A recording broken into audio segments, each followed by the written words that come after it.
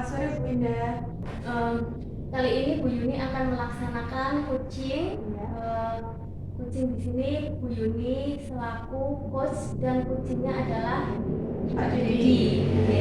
Nah, di sini ada beberapa hal yang ingin saya tanyakan. Yang pertama terkait di sini ada beberapa hal yang ingin saya sampaikan. Yang pertama yaitu terkait rubrik penilaian. Nanti kegiatan coaching kali ini akan dinilai menggunakan rubrik yang sudah kita diskusikan. Nah, berikutnya yang kedua yaitu terkait kompetensi coaching. Di sini saya ingin menanyakan kepada Bu Yuni, kompetensi coaching apa yang ingin dikembangkan oleh Bu Yuni? Ya, untuk kegiatan coaching ini ada 3 kompetensi yang akan saya kembangkan. Yang pertama adalah presence atau kehadiran penuh. Saya akan mencoba melaksanakan kegiatan coaching ini dengan memaksimalkan kehadiran saya. Kemudian yang kedua adalah mendengarkan aktif. Dan yang ketiga adalah mengajukan pertanyaan berbobot. Jadi di sini Bu Yuni akan menghadirkan seluruh kompetensi ketiganya nih Bu Yuni ya. Nah, berikutnya dari ketiga kompetensi tersebut kira-kira mana yang ingin Bu Yuni saya sebagai pengamat untuk mengobservasi, ingin difokuskan ke kompetensi yang mana? Untuk spesifiknya kompetensi yang akan diobservasi itu pada mendengarkan aktif dengan tidak memberikan label.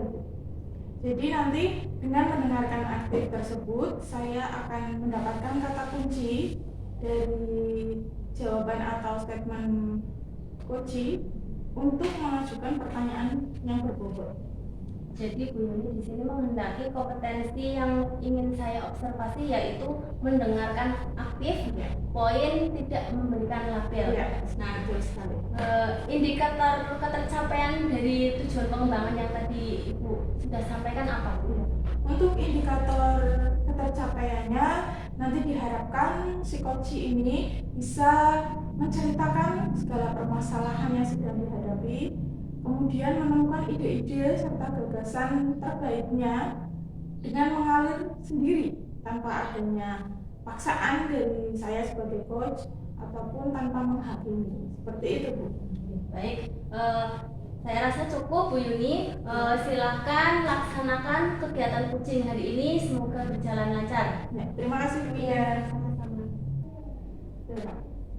Selamat sore Pak Dedi. Selamat sore Bu Yuni. Ya, bagaimana kabarnya hari ini? Alhamdulillah sehat. Ya, alhamdulillah. Bu Yuni, bagaimana kabarnya? Alhamdulillah saya juga Pak. Mohon maaf ini saya mengganggu, ingin bertemu dengan Bu Yuni. Ya, nggak apa-apa. Ada apa kira-kira ini Pak? Ada sesuatu yang kurang nyaman ketika saya berperan menjadi seorang guru. Ya. Tidak lain tidak bukan ya berhubungan dengan peserta didik saya Bu Yuni. Ya, bisa diceritakan coba apa permasalahan yang sedang Pak Dedi hadapi? Jadi begini Bu Yuni, saya mengajar kelas 6 sekarang di salah satu sekolah dasar. Jadi murid saya itu, saya merasa melayani murid-murid saya itu tidak sepenuhnya terlayani. Jadi ada beberapa siswa yang tidak terlayani khusus. Langsung terbuka saja bahwa saya memiliki di kelas saya itu memiliki siswa berkebutuhan khusus. Jadi siswa berkebutuhan khusus, sedangkan pembelajarannya saya gabung dengan anak-anak yang lain begitu, yang tidak memiliki kebutuhan. Jadi otomatis ya dia agak terkesampingkan kalau menurut saya. Jadi saya merasa bersalah kepada anak tersebut. Gini. Itu yang membuat saya merasa tidak nyaman. Jadi ada sesuatu yang mengganjal terhadap pembelajaran yang saya lakukan. Itu. Jadi Pak Dedi ini mengajar kelas 6. Kelas 6 betul. Kemudian Pak Dedi memiliki 2 siswa ya Pak? Satu siswa. Oh ya, 1 siswa yang berkebutuhan khusus. Kemudian yang sedang Pak Dedi pikirkan nih ya, Iya. Pak Dedi itu merasa bersalah. Betul, berdosa. Berdosa. Iya. ketika memberikan pembelajaran Iya. yang sama dengan anak-anak yang lain. Seperti itu. Kira-kira dari pembicaraan kita ini nanti apa yang Pak Dodi harapkan? Saya sih berharap ketika saya bertemu dengan Bu Yuni, saya bisa bercurhat dan lain sebagainya, saya bisa menemukan sesuatu yang bisa membuka atau mendatangkan solusi untuk saya, supaya saya bisa tetap melayani anak-anak yang tidak memiliki kebutuhan khusus, sekaligus anak-anak yang berkebutuhan khusus pun bisa saya layani dengan baik. Artinya dua-duanya pembelajarannya bisa saling berjalan dengan baik, begitulah intinya. Ya, mudah-mudahan dengan pembicaraan kita nanti ini, apa yang menjadi harapan dan keinginan Pak Dodi itu bisa Pak Dodi dapatkan. Amin. Dan nantinya akan dapat diterapkan ya Pak dalam pembelajaran di kelas Pak Dodi. Tadi Pak Dodi menyebutkan Pak Dodi punya siswa yang berkebutuhan khusus. Nah, coba berkebutuhan khususnya itu yang seperti apa Pak? Jadi satu siswa ini, siswa perempuan ya kebetulan ya, di kelas saya ketika saya identifikasi dan asesmen di tahap awal itu diduga karena mohon maaf saya cerita sebentar bahwa di sekolah saya itu kan ditunjuk sebagai sekolah, boleh saya cerita, dari tahun 2020 sekolah saya itu ditunjuk menjadi sekolah yang menyelenggarakan pendidikan inklusi. Jadi sekolah umum, tapi sekolah itu harus menerima anak-anak berkebutuhan khusus, tidak boleh menolak. Langkah pertama dari sekolah saya adalah menunjuk salah satu guru untuk menjadi guru pembimbing khusus. Kebetulan waktu itu karena saya baru di sekolah itu saya ditunjuk, kemudian saya mau menerima dan kelas saya memang ada satu. Nah, hasil asesmennya kemudian hasil diagnosisnya itu anak itu memiliki gangguan intelektual, lebih tepatnya keturunan kita ringan. Tapi itu baru diduga karena batasan kami dalam memberi label anak itu memiliki kebutuhan khusus apa ya berdasarkan lembar instrumen yang diberikan oleh tim ahli waktu itu. Tapi untuk lebih jelasnya memang harus dikonsultasikan ke psikolog. Seperti itu. Berdasarkan asesmen diagnostik yang dilakukan di awal, diduga siswa Pak Dodi itu memiliki tunagrahita seperti itu Pak. Intelektual. Nah, itu baru diduga ya Pak. Baru diduga. Tapi untuk kesehariannya bagaimana itu Pak? Untuk kesehariannya anak tersebut itu memang di dalam kelas ya mohon maaf dia tidak bisa menerima materi pelajaran seperti anak-anak yang lain, memang di bawah standar dia. Tetapi untuk kemandiriannya, dia berangkat sendiri dan lain sebagainya, berteman pun bisa, teman ya itu tadi, kalau hanya duduk kemudian datang belajar, saya menerangkan, kita diskusi, ya dia tidak bisa menerima apa-apa. Nah, itu yang membuat saya galau. Kalau pembelajarannya saya seperti ini terus, anak ini di sekolah tidak mendapat manfaat apa-apa, saya kira seperti itu. Jadi keadaannya seperti itu. Seperti itu. Jadi dia memang tidak merespon mungkin Pak, kurang merespon pembelajaran yang diberikan Pak Dodi. Memang kemampuannya seperti itu. Iya, seperti itu. Kemudian untuk latar belakang dari keluarganya bagaimana Pak? Jadi latar belakangnya dia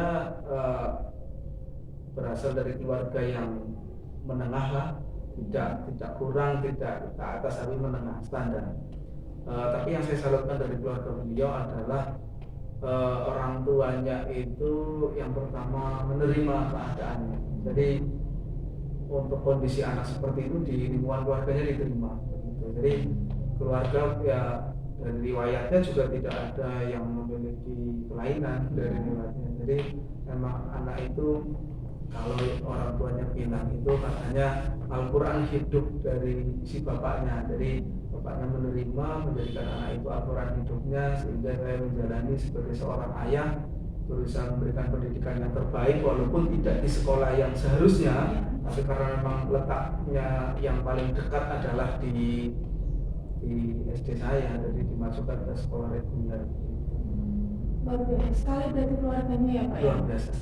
Dalam satu keluarga hanya dia Iya, yang betul. memiliki Ah. kelebihan ya, Iya. kelebihan tersendiri. Dan orang tuanya menerima Iya, begitu. orang tuanya begitu menerima Iya. keadaannya. Kemudian setelah Pak Dedi menghadapi keadaan dan kondisi siswa yang seperti itu, apa yang sudah Pak Dedi lakukan selama ini? Jadi yang sudah saya lakukan selama ini ya hanya mengajar seperti biasa. Jadi pembelajarannya saya campur dengan anak-anak yang tidak memiliki kebutuhan khusus. Kemudian tugasnya juga seadanya, walaupun saya melakukan pendampingan di kelas ya hanya sebentar. Karena kalau saya fokus kepada anak yang berkebutuhan khusus tersebut, otomatis anak-anak yang lain akan terabaikan begitu. Begitu juga sebaliknya, ketika saya fokus kepada anak-anak yang memang dia kecepatan belajarnya lebih dibandingkan dia, ya kasihan dia hanya datang absen. Cuman ada satu hal yang kadang saya lakukan memang, itu ketika membuat secara berkala itu saya sering mengunjungi ke rumahnya. Jadi ada banyak hal yang saya dapatkan di rumahnya ketika saya wawancara, terutama dengan orang tua. Selain pendampingan individu yang saya lakukan kepada anak tersebut, saya juga manfaatkan waktu untuk home visit itu untuk wawancara dengan orang tua. Hal itu dimaksudkan supaya apa? Supaya saya itu bisa mengetahui atau mengenali si anak itu. Jadi kondisinya seperti apa, di rumah itu bagaimana, kemudian kebiasaan-kebiasaannya apa yang dia inginkan, itu saya dapatkan dari orang tuanya melalui home visit. Nah, ya seperti itu. Jadi Pak Dedi memberikan pelayanan pembelajaran itu sama dengan murid yang lain ya Pak ya.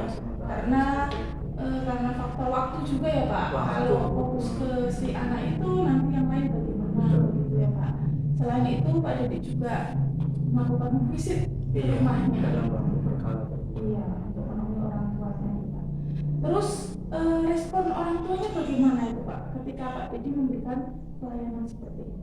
Ketika saya datang ke rumahnya, respon orang tuanya begitu luar biasa. Artinya yaitu tadi dia pertama menerima, kemudian menanggapi dan mendukung penuh pihak sekolah tentang kegiatan pembelajaran yang bisa dilakukan untuk anak tersebut. Dan saya juga mendapatkan satu informasi bahwa anak tersebut itu di rumah punya kemandirian atau keterampilan khusus. Jadi dia bisa menjahit, katanya bisa menjahit dan memasak. Saya tanya apa menjahit yang seperti apa ya, hanya menjahit dengan menggunakan mesin jahit walaupun sederhana begitu. Terus memasak apakah hanya membantu? Katanya dari proses awal memasak sampai akhir kan dia bisa begitu. Artinya saya temukan anak ini unsur kemandiriannya sudah ada dan punya bekal keterampilan saya kira untuk bertahan hidup ke depan. Seperti itu ya. Jadi dari hasil Pak Dedi itu melakukan visit, kemudian mendapatkan informasi yang sangat berharga ya Pak Betul. Bahwa si anak itu mempunyai keterampilan luar biasa yang dibandingkan dengan yang lain ya Pak. Iya, dibandingkan dengan yang lain yang tidak memiliki kebutuhan khusus. Kira-kira adakah hal yang lain yang ingin Pak Dedi lakukan setelah Pak Dedi tahu keadaan keluarganya seperti apa, kemudian keterampilan yang dia miliki itu seperti apa? Saya sih punya angan-angan ya, punya rencana bahwa kan dia sudah mandiri, kemudian keterampilan juga dia punya. Saya kira hal yang terpenting untuk pendidikan anak berkebutuhan khusus adalah bukan target materi ataupun target kurikulum yang harus dia terima, harus dia capai sesuai dengan standarnya, bukan. Tetapi saya mengira itu anak itu yang pertama harus bisa mandiri dan bisa mengembangkan keterampilannya untuk nanti ke depannya, untuk bertahan hidup. Kan hanya itu yang mereka butuhkan sebenarnya. Jadi saya punya rencana itu dengan cara saya melakukan kerjasama kolaborasi dengan orang-orang lain, terutama dalam pihak-pihak yang bisa mendukung atau mengembangkan keterampilan dua itu tadi, yaitu memasak dan menjahit, supaya anak itu bisa berkembang keterampilannya, kemudian ketika lulus SD atau nanti ketika dia tidak bisa melanjutkan ke SMP atau melanjutkan ke SMP, tapi dia untuk bertahan hidupnya bekalnya sudah ada dengan keterampilan itu. Saya punya rencana sih seperti itu. Oh ya, bagus sekali ya rencana Pak Didi tadi mengembangkan dua keterampilan ya Pak yang sudah dimiliki Yang memang oleh sudah siswa ada tersebut. di siswa. Kemudian tadi Pak Didi juga menyebutkan akan berkolaborasi. Betul. Nah, kira-kira adakah dukungan dari pihak lain ataupun lingkungan sekitar atau warga sekolah yang mampu mendukung dan membantu rencana dari Pak Didi ini? Oh iya, kebetulan pihak-pihak yang bisa saya jadikan alat, bukan alat ya, kekuatan untuk mendukung kegiatan saya itu yang pertama rekan sejawat dan kepala sekolah. Jelas, kalau kepala sekolah memang sudah sering berdiskusi dengan saya bagaimana Pak Dedi jika memang ada yang perlu dibutuhkan untuk proses pembelajaran anak yang berkebutuhan khusus tinggal sampaikan saja. Saya kira ini menjadi kekuatan saya sendiri, artinya nanti aksesnya saya lebih mudah untuk menjalankan sesuatu lewat lisensi atau izin dari kepala sekolah. Kemudian orang tua mendukung sepenuhnya, bahkan orang tua itu ketika saya Pak bagaimana kalau nanti ini saya carikan tempat kursus atau menjahit atau memasak yang memang mau menampung anak-anak yang memiliki kebutuhan khusus. Orang tuanya merespon, saya setuju Pak, jika memang ada biaya yang dikeluarkan, saya juga siap. Artinya orang tua, terus kemudian dari pihak sekolah, rekan sejawat dan kepala sekolah, lingkungan sekitar, bahkan tenaga ahli di bidangnya. Kemudian itu yang saya bisa kerjakan untuk melaksanakan rencana saya itu. Luar biasa ya Pak. Iya. Jadi dari rencana Pak Didi ini banyak sekali mendapat dukungan baik dari pihak sekolah, dalam hal ini kepala sekolah dan rekan sejawat, Betul. maupun dari orang tua siswa tersebut ya Pak ya. Betul sekali. Ya, sangat luar biasa sekali. Kemudian kira-kira dengan rencana yang akan Bapak terapkan ini, kira-kira akan ada hambatan tidak Pak yang akan Bapak temui? Jelas. Saya sudah punya gambaran itu dan saya juga sudah punya gambaran tentang hambatannya. Begitu. Jadi hambatan yang terpikirkan di saya kendalanya adalah yang pertama, nanti ketika saya mencarikan anak itu tempat kursus misalkan, apakah perlu pendampingan dari saya? Jika perlu, terus hambatan utamanya adalah waktu. Kapan saya mendampinginya? Sedangkan ketika jam pembelajaran efektif, saya harus mendampingi anak-anak yang lain. Kemudian ketika saya di luar jam pembelajaran lain, saya juga ada tugas sendiri, tugas-tugas kedinasan terutama. Jadi kendala hambatan yang menurut saya masih menjadi beban dalam pikiran saya ya waktu. Gitu. Ya, hambatan yang sudah ada dalam gambaran Pak Didi adalah masalah waktu. Nah, kira-kira untuk mengatasi hambatan ini apa yang akan Pak Didi lakukan?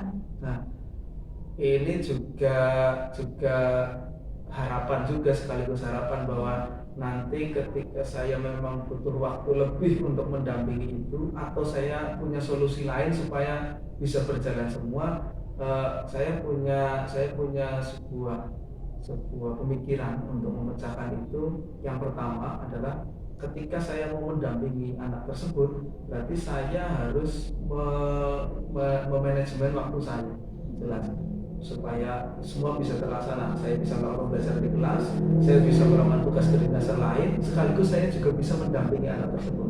Itu jika memang saya yang harus mendampingi. Tapi ketika bisa tergantikan oleh orang lain, yang penting saya mencarikan begitu. Saya hanya monitoring secara berkala. Saya bisa minta bantuan dari orang tua untuk antar jemput ke tempat seperti itu. Jadi saya sudah sampaikan ke orang tuanya, juga responnya bagus, artinya siapa dari segi biaya. Kemudian jika memang diperlukan tenaga, saya siap antar jemput untuk anak saya. Gitu. Jadi itu untuk mengatasi hambatannya ada dua itu. Iya, jadi untuk mengatasinya, jika Pak Didi memang ditunjuk sebagai pendamping, akan memanage waktu ya Pak terutama. Atau kalau misalnya hanya ditugaskan untuk monitoring, Pak Didi nanti akan mengkomunikasikannya dengan orang tua. Kemudian kira-kira kapan ini Pak Didi akan memulai rencana Pak Didi? kebetulan ini kan habis penilaian tengah semester ya. Memang saya rencanakan setelah penilaian tengah semester ini di bulan-bulan ini saya akan mencari tempat kursus tersebut. Terutamanya kemarin saya sudah komunikasi dengan salah satu guru SLB di Kecamatan Wiradesa. Cuman belum menemukan tempatnya. Yang jelas dalam waktu bulan-bulan ini saya sudah dalam tahap proses mencari tempat untuk mengembangkan keterampilan pada peserta didik. Jika sudah ketemu, ya segera. Seperti itu. Yang terakhir ini Pak, apa komitmen Bapak dari rencana aksi yang telah disampaikan tadi, komitmen Pak Didi apa? Komitmennya berarti saya jelas harus melaksanakan aksi saya itu. Karena jelas jika anak itu masih utuh di dalam kelas dengan kondisi yang seperti itu, saya merasa anak itu tidak bisa menerima atau mendapatkan manfaat apa-apa. Jadi saya harus bisa mendatangkan manfaat kepada anak itu dengan mohon maaf kalau pendidikan inklusif pendidikan yang memanusiakan manusia, jadi supaya anak itu bisa berperan nanti dalam hidupnya, kemudian bertahan atau survive dalam kehidupannya ke depan dengan kemampuan yang ada. Ya komitmen saya harus saya laksanakan rencana itu. Sementara itu dari yang ada pada pikiran saya harus terlaksana begitu. Iya, seperti itu komitmennya. Mudah-mudahan apa yang menjadi harapan dan komitmen Pak Didi ini segera terlaksana, segera terwujud dan lancar ya Pak ya. Ya, bagaimana perasaan Pak Didi setelah kita melakukan obrolan ini? Perasaan saya ketika saya datang saya ngeluh ya. Ketika saya datang saya ngeluh, kemudian saya cerita, ternyata saya sudah punya rencana ya. Artinya kadang memang sesuatu itu harus saya ceritakan kepada orang-orang yang tepat supaya saya bisa memunculkan ide-ide atau solusi yang sebenarnya memang sudah ada kekuatan-kekuatan itu, cuman kadang memang perlu dorongan, perlu pemantik dari orang-orang yang tepat seperti Bu Yuni ini. Terima kasih Bu Yuni. Terima kasih ya Pak Didi ya. Dari obrolan kita ini akhirnya Pak Didi bisa menemukan ide-ide yang benar-benar berasal dari Pak Didi sendiri, yang mengalir dengan sendirinya. Mudah-mudahan menjadi solusi terbaik ya untuk segala permasalahan yang sedang Pak Didi hadapi. Oke, terima kasih Bu Yuni. Ya, begitu Pak Didi. Ya. Terima kasih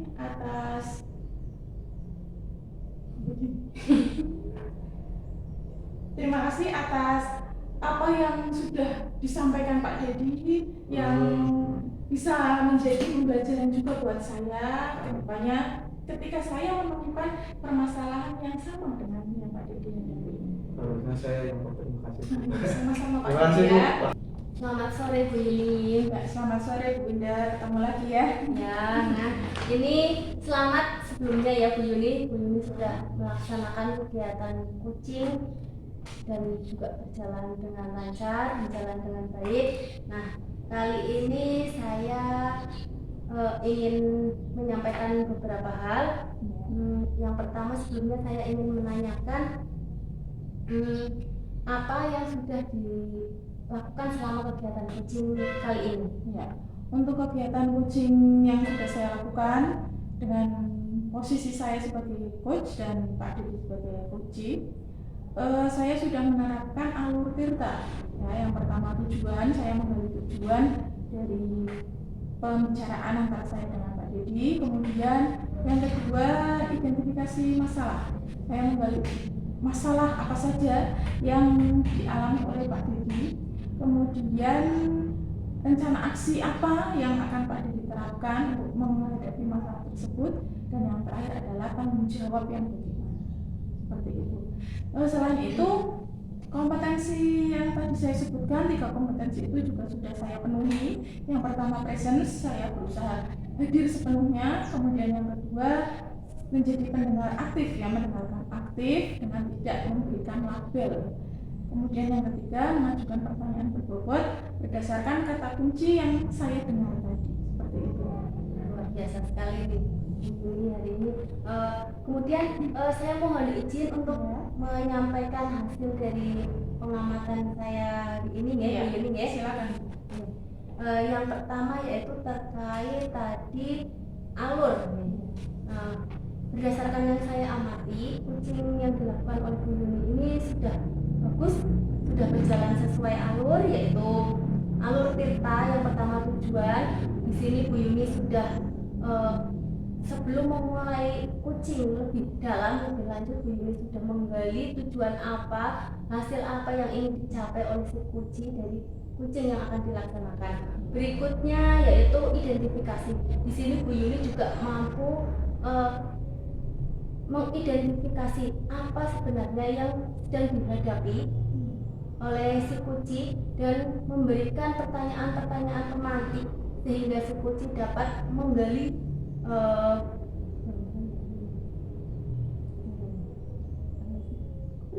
orang kita menggali kan identifikasi tok kan Menggali ide. ide tapi kan aksi kan untuk menceritakan menceritakan masalahnya. Oke. Berikutnya yaitu pada tahap identifikasi.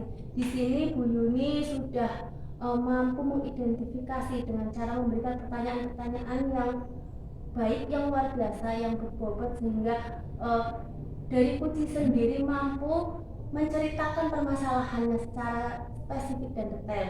Berikutnya di alur rencana aksi. Di sini juga Bu Yuni mampu memancing ide-ide yang berasal dari diri kucing sendiri. Nah, ini sangat luar biasa. Berikutnya yaitu pada alur tanggung jawab. Nah, di sini Bu Yuni juga mampu menghadirkan komitmen-komitmen yang akan dilaksanakan oleh si kucing tersebut.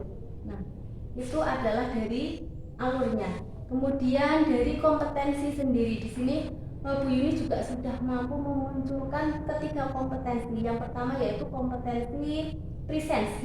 Di sini Bu Yuni sudah hadir secara penuh, memunculkan rasa ingin tahu lebih banyak tentang apa yang sedang dihadapi oleh kucing. Nah, juga memberikan pertanyaan-pertanyaan terbuka yang dapat memantik si kucing untuk mengutarakan permasalahannya secara detail kepada Bu Yuni. Berikutnya yaitu mendengarkan aktif. Nah, di sini Bu Yuni juga sangat luar biasa, tidak memberikan label atau judgement kepada si kucing sehingga si kucing merasa nyaman mengalir begitu saja ketika bercerita dengan Bu Yuni, kemudian bisa memperoleh ide-ide yang sebenarnya berasal dari kucing tersebut. Yang ketiga yaitu pertanyaan berbobot. Nah, di sini Bu Yuni juga mampu memberikan pertanyaan-pertanyaan yang berasal dari kata kunci sehingga tidak keluar dari konteks pembicaraan yang menjadi permasalahan yang dihadapi oleh kucing tersebut. Terima kasih Bu Yuni. Sangat luar biasa sekali kucing hari ini Bu Yuni. Selamat karena sudah berjalan lancar, tidak. Kemudian yang terakhir Bu Yuni, saya ingin menanyakan kompetensi apa yang ingin dikembangkan berdasarkan hasil kucing hari ini. Untuk kompetensi yang akan saya kembangkan lebih lanjut adalah dalam mengajukan pertanyaan berbobot. Nah, dengan mendengarkan aktif ini tadi, kita akan mendapatkan kata kunci untuk mengajukan pertanyaan berbobot sehingga diharapkan nanti si kunci ini mampu menggali lebih dalam lagi ide-ide ataupun gagasan yang terbaik yang ia miliki dari dirinya sendiri, mengalir apa adanya tanpa ada paksaan dari si kucing. Tepat sekali, memang kemampuan atau kompetensi dalam menyampaikan pertanyaan berbobot ini sangat penting dalam aktivitas kucing seperti ini Bu Yuni. Nah, sekali lagi saya ucapkan selamat kepada Bu Yuni, luar biasa sekali hari ini. Terima kasih Bu Yunda. Sama-sama.